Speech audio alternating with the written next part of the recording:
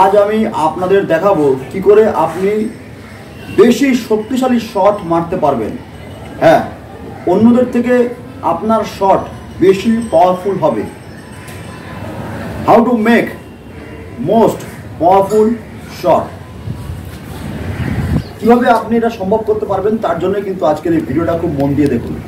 মাথায় রাখবেন, অন্যরা যখন ব্যাট করবে তার চেয়ে আপনার ব্যাটের যখন বল লাগবে সেটা অনেক বেশি পাওয়ারফুল হবে।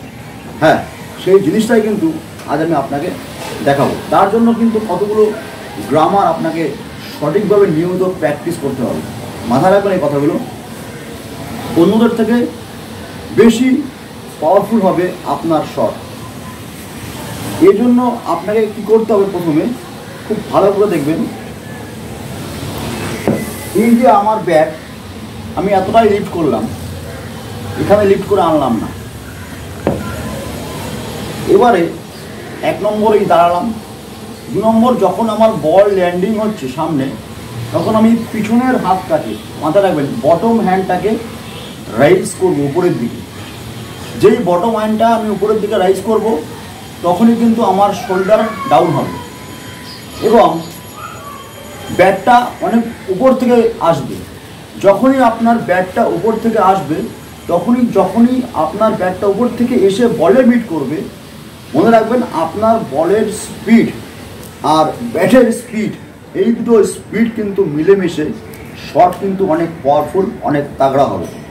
আপনি যখনই কোনো হিট লাগাবেন, সেই হিটটা কিন্তু অনেক তাগড়া হিট হবে।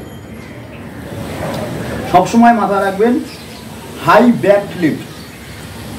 ব্যাট লিফট যদি আপনার হয়ে থাকে, আপনার শট সবসময়ের জন্য মোস্ট পাওয়ারফুল শট হবে অন্যদের তুলনায়।